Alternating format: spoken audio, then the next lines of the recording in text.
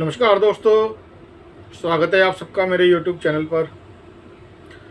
दोस्तों, आज चर्चा करेंगे जब शुक्र खाना नंबर 4 में होता है, 4th हाउस में होता है, तो कैसा असर देता है। लाल किताब में इसके बारे में क्या बताया गया है। लेकिन दोस्तों, इस जानकारी से पहले मेरी आप सबसे रिक्वेस्ट है कि आपको मेरी वीडियो अच्छी लगे तो मेरी वीडियो को लाइक करें, शेयर करें और मेरे YouTube चैनल को जरूर सब्सक्राइब करें और नोटिफिकेशन बेल को भी जोर दबाएं, जिससे मेरी आने वाली वीडियोस की जानकारी आपको मिलती रहे। तो दोस्तों, शुरू करते हैं आज का विषय। जब शुक्र 4th हाउस में होता है तो कैसा असर देता है। दोस्तों, शुक्र को लाल किताब में मिट्टी कहा गया है और 4th हाउस ये चंद्रमा का घर है और चंद्रमा को पानी कहा गया है। तो पानी और मिट्टी का मेल हो जाता है जब शुक्र खाना नंबर 4 में होता है। तो दोस्तों, इसको लाल किताब में कहा गया है दरिया की दलदल। मिट्टी और पानी दलदल बन जाते हैं। तालाब की चिकड़ी।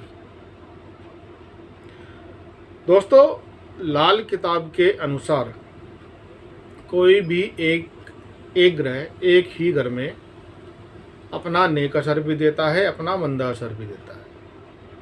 तो ये कंडीशंस देखनी होती है कि ग्रह कब नेक असर दे रहा है, कब मंदा असर दे रहा है। तो सबसे पहले बात करते हैं दोस्तों कि जब शुक्र 4th हाउस में है और नेक हालत का है तो कैसा असर देता है। दोस्तों, ऐसा जातक जब शुक्र नेक होता है 4th हाउस में, तो ऐसा जातक उसे यात्राएं बहुत करनी पड़ती हैं, लेकिन वो जो यात्राएं करता है वो जमीन की करता है। मतलब उसे ज़मीन का सफ़र बहुत करना पड़ता है और जो भी उसकी यात्राएं होती हैं उससे उसको बहुत अच्छे परिणाम मिलते हैं। उसके लिए वो काफ़ी अच्छी होती है। शादी के 4 साल बाद जब ऐसे जातक की शादी होती है तो उसके 4 साल बाद उसको खूब ऐश और आराम मिलता है। सुख सुविधा के सारे साधन उसके पास आ जाते हैं। ऐसे जातक की जो किस्मत है वो बृहस्पति के हाथ में होती है, जब तक बृहस्पति का शनि से संबंध ना हो। नहीं तो जब बृहस्पति से शनि का संबंध बन जाता है तो ऐसी कंडीशन में बुध की हालत से किस्मत का फैसला होता है। ऐसे जातक की जो पत्नी है उसकी किस्मत से इसे कोई फायदा नहीं होता। दोस्तों,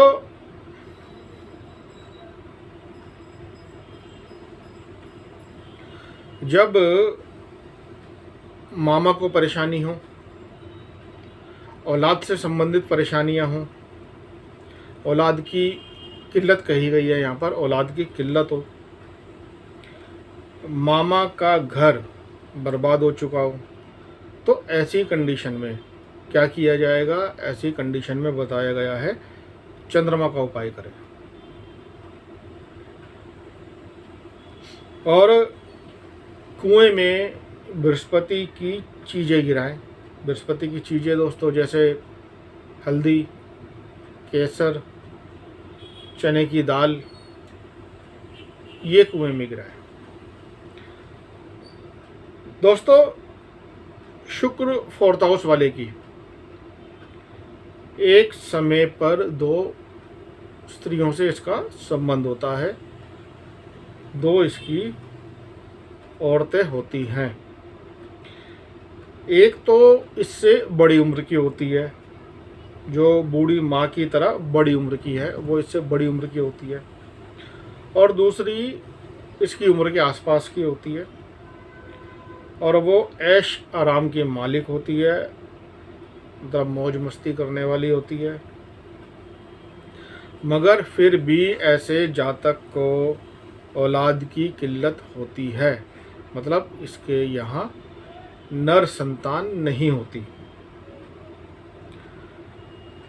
अब दोस्तों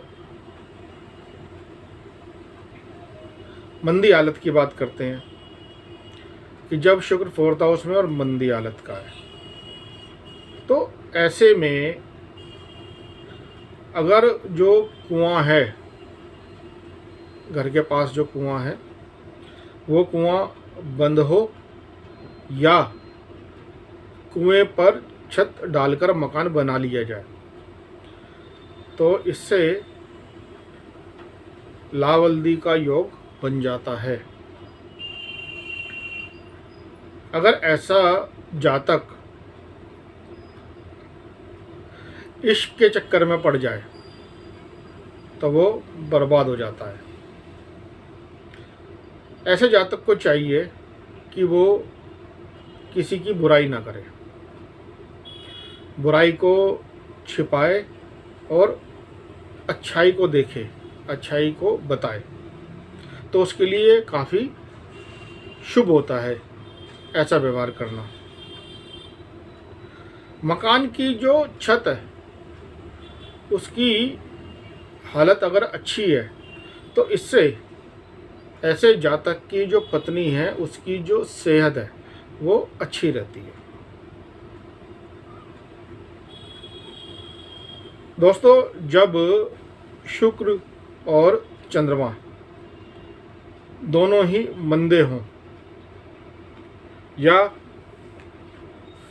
जब शुक्र 4th हाउस में किसी और ग्रह का साथी बन रहा हो, तो ऐसे में दोस्तों आड़ू की जो गिटक होती है, आड़ू की जो गुठली होती है, उसमें सुरमा भरकर बाहर दबाना चाहिए, इससे शुभ फल मिलते हैं।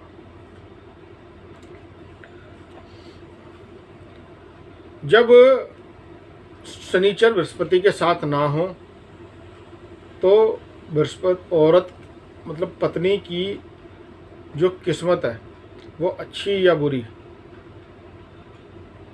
वो बृहस्पति की हालत पर निर्भर होगी।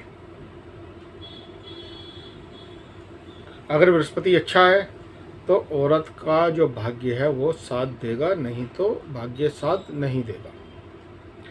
अगर शनिचर शुक्र के साथ हो 4th हाउस में, तो ऐसा जातक नशे करने का आदी हो जाता है और नशों से बर्बाद हो जाता है, नशे करने से बर्बाद हो जाता है, इसका कारोबार, इसकी ज़िंदगी सब बर्बाद हो जाते हैं। और बृहस्पति और केतु का जो फल है वो भी खराब हो जाता है। बृहस्पति मतलब बाप दादा, केतु मतलब औलाद, इन सब का फल भी बर्बाद हो जाता है। अगर चंद्रमा शुक्र के साथ है 4th हाउस में, तो ऐसा जातक दोस्तों गरीब होता है, निर्धन होता है, इसको पैसे की कमी रहती है। जब शनिचर मंदाय कुंडली में और शुक्र 4th हाउस में है, तो ऐसा जातक इश्क करने से बर्बाद होता है और इसको औलाद से संबंधित परेशानियां आती हैं। अब दोस्तों जब बृहस्पति 1st हाउस में है तो घर के अंदर सास और बहू का झगड़ा रहता है, शुक्र और चंद्र का झगड़ा रहता है और दोनों ग्रह बर्बाद हो जाते हैं। चंद्रमा का फल भी मंदा हो जाता है, शुक्र का फल भी मंदा हो जाता है। अब जब बुध खाना नंबर 6 में है या बुध मंदा है या चंद्र मंदा है, कुंडली के अंदर चंद्रमा मंदा है, तो शुक्र जो है अपना मंदा फल देता है। आदमी की बर्बादी का कारण लड़कियां होती हैं और इसकी जो पत्नी है उसका जो असर है जातक के परिवार के लिए वो अच्छा नहीं होता।